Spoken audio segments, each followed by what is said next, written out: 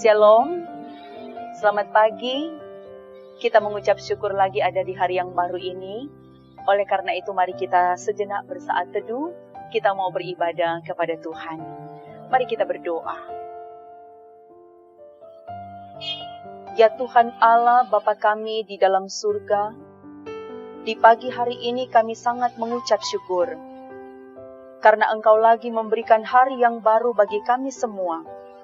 Untuk kami tetap hidup, dan kami akan melanjutkan kehidupan kami, dan mengawali setiap aktivitas kehidupan kami, maka firman Tuhan akan menuntun kami semua, sambil Tuhan yang akan mengampuni segala salah dan dosa yang seringkali kami perbuat melawan kehendak-Mu.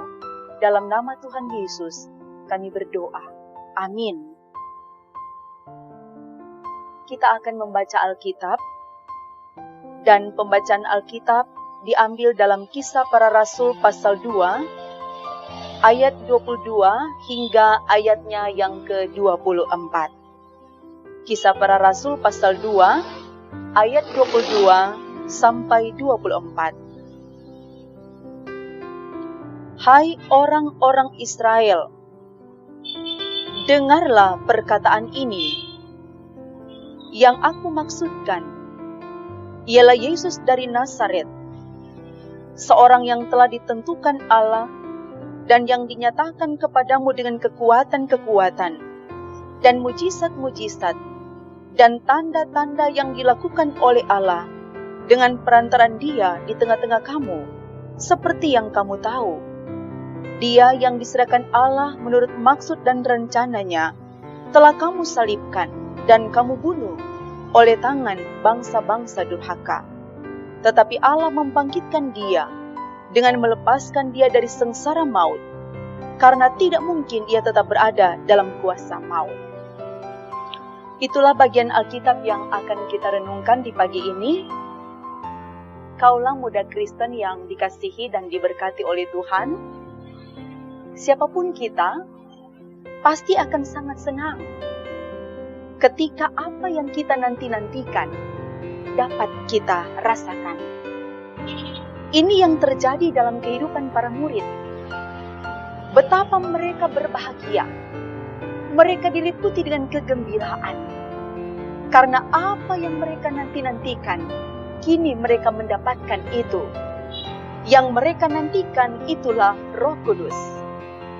Roh Kudus turun ke atas mereka. Dan peristiwa ini membawa satu perubahan yang sangat besar. Hal itu sangat jelas terlihat dalam sikap hidup mereka. Lihat saja pada Petrus. Sebelumnya, Petrus adalah seorang murid Yesus yang takut. Dia sangat takut untuk mengakui Yesus menjelang Yesus akan disalibkan. Kita ingat, 3 kali dia menyangkal Yesus karena dia takut. Tetapi ketika Roh Kudus turun atas para murid, termasuk Petrus, terjadi perubahan yang sangat besar. Petrus, dia berdiri dengan penuh keberanian tanpa rasa takut.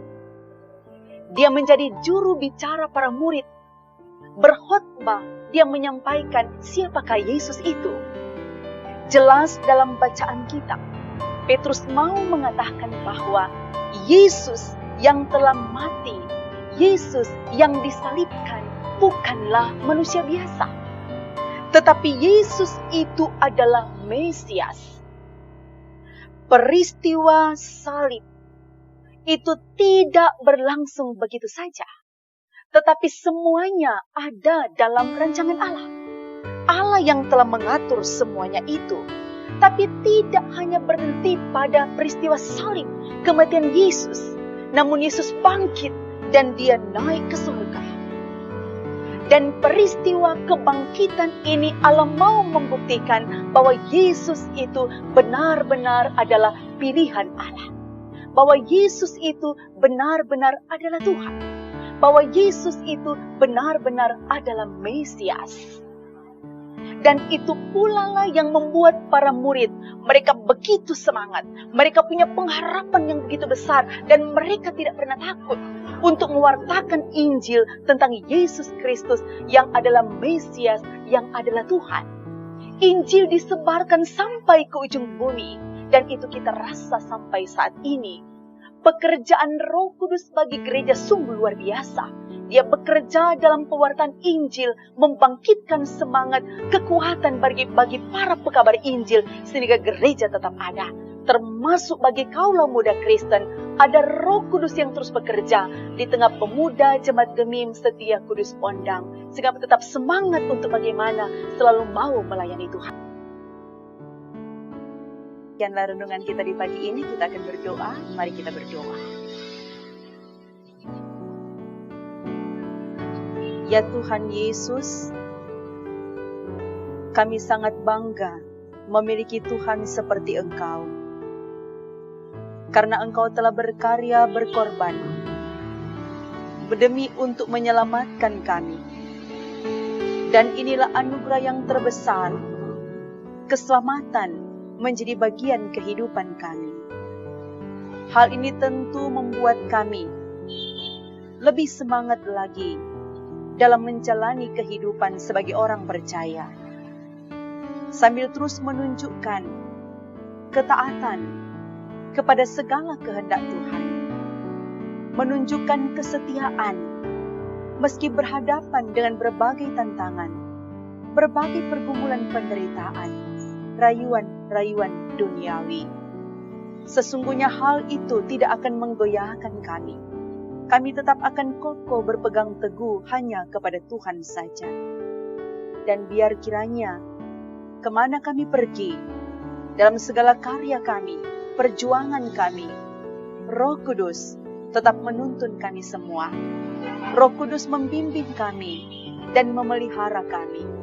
Terlebih bagi kaulah muda Kristen, Tuhan selalu menganugerahkan hikmat bagi mereka, agar mereka mampu menjalani masa muda ini dengan selalu mau mengandalkan Tuhan dan hidup takut akan Tuhan, dan mereka akan berbuahkan kebaikan.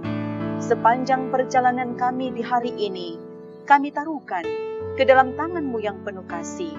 Tuhan, hindarkan kami dari segala sakit penyakit, di dalamnya penyakit virus corona yang mengancam jiwa kami. Selamatkan kami ya Tuhan, hindarkan kami dari virus yang mematikan, dan kami percaya hanya bersama dengan Tuhan, ada mujizat yang terjadi, akan memulihkan dunia ini, memulihkan bangsa ini dari pandemi COVID-19. Kami berdoa hanya di dalam nama Tuhan Yesus Kristus. Amin.